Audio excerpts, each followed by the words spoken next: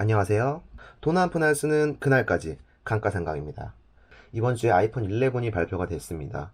정말 애플은 뭐 늘 그렇지만 정말 말도 많고 탈이 많은데요.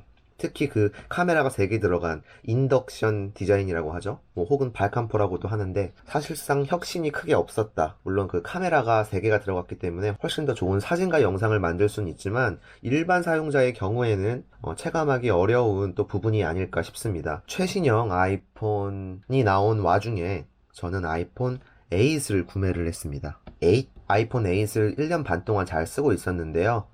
제가 왜 아이폰 8 256기가로 다시 구매를 하게 됐는지 한번 말씀드리겠습니다. 예, 기존의 아이폰 8은 64기가와 256기가가 있었는데요. 64기가, 128기가 그 두 가지로 나오고 있습니다. 물론 아이폰 8도 가격이 내렸습니다. 64만원, 71만원 이렇게 되어 있는데 그냥 개인 거래로 리퍼 받은 핸드폰을 구매를 했어요. 구매가는 60만원입니다. 지금 이 상황에 20만원 주고 사는 게 맞는지에 대해서는 사실 뭐 그 판단은 각자가 다를 것 같아요. 하지만 저는 말씀드린 것처럼 아이폰 8을 너무너무 잘 사용했기 때문에 구매를 했고요. 뭐 큰 문제가 없으면 앞으로도 뭐 2, 3년 동안은 요긴하게 쓰지 않을까.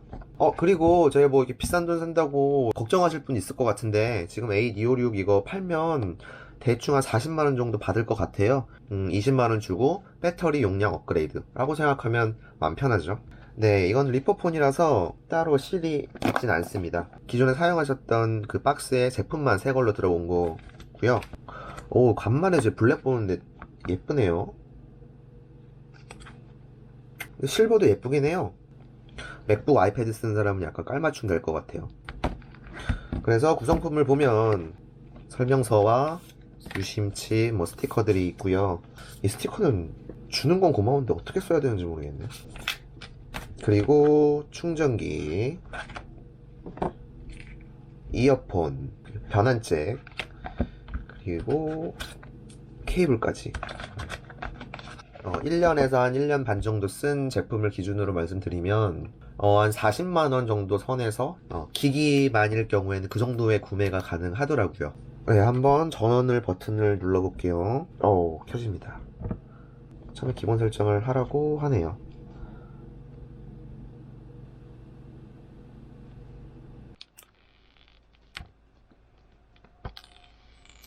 짠. 체크 테스트 하나 둘 셋 하나 둘 셋. 지금 시겁했네요. 이게 갑자기 이걸 끼고서 테스트를 하니까 이게 마이크가 이 앞뒤 다 있대요. 근데 안 되는 거예요. 그래서 뭐지? 사기당했나? 심쿵했습니다. 아무튼 잘 됐고요. 안티글레어 제품으로 좀 붙여보려고 하는데요.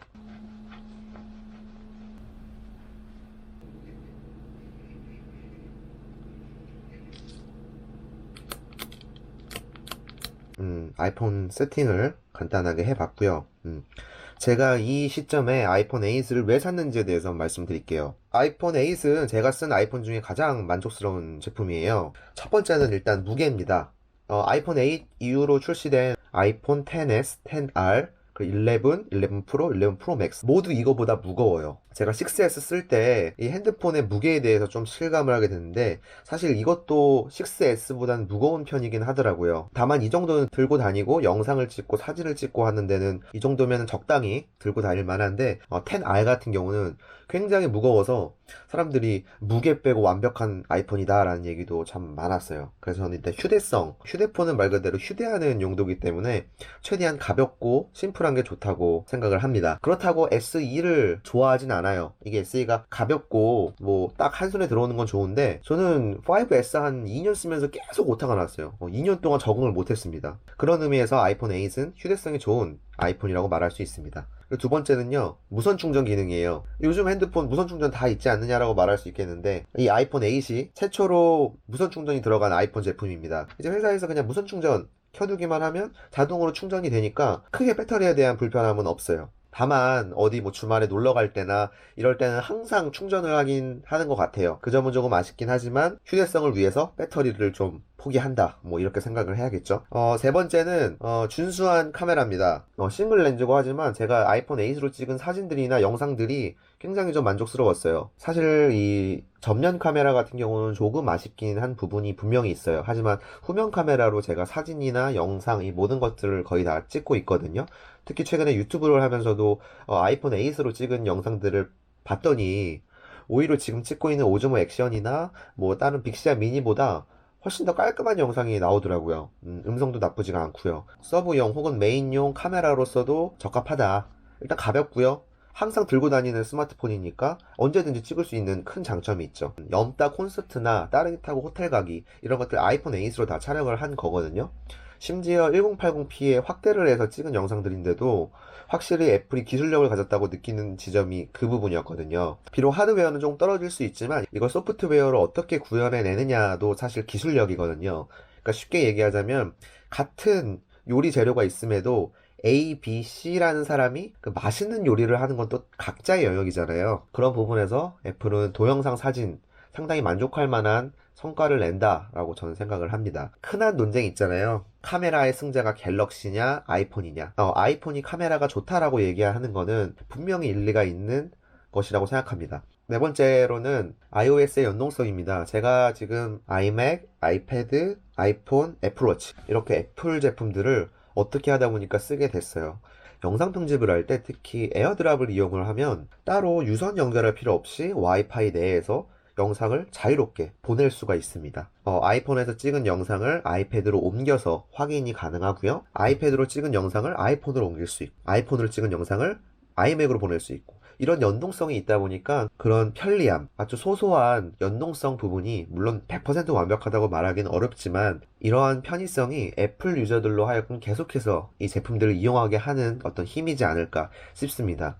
물론 저도 신제품들 써보고 싶죠. 근데 사실 이제는 스마트폰이 워낙 상향 평준화가 되었고 정말 고급 제품들이 필요하지 않는 이상은 무난하게 쓰는 것도 문제가 없을 것 같아요. 그 아이폰 4S로 찍은 사진들 지금 보면요. 아주 좋은 것들 많아요. 그래서 제가 내린 결론은 핸드폰은 핸드폰이다. 아이폰 신형 150만 원 주고 사서 잘 쓸까? 일반적인 유저라면 아이폰 8 정도에 된 저렴한 선에서 구매를 하고 나머지 지금 이거 제가 60에 구매했죠? 그럼 150만원짜리라고 한다면 아이패드 좋은 거 사세요. 혹은 좀 추가해서 맥북 사세요. 그러면은 충분히 즐거운 애플 라이프를 즐길 수 있어요. 친구 중에 한 명도 뭐 애플 왜 이렇게 창렬이냐, 너무 양아치 아니냐 하는데 잊지 마셔야 할 게 원래 비쌌어요. 지금 더 비싸지긴 했어요. 하지만 애플은 늘 고가 정책을 유지해 왔고 지금 우리가 이 가격대가 합리적이지 않다, 불필요하다 하면 애플은 당연히 그것을 시장에 반영을 할 거예요. 그렇기 때문에 너무 욕을 하거나 이러진 마시고 자신의 어떤 스타일에 맞춰서 제품을 구매해서 그 밸런스를 맞춰보는 것도 좀 좋을 것 같고요. 저는 개인적으로 아이폰 고민하고 계신 분들 있으시다면 아이폰 8을 자신있게 좀 추천해보고 싶습니다. 네, 오늘의 영상은 여기까지고요. 영상이 좋았다면 좋아요, 구독, 알림 설정까지 부탁드려요. 안녕.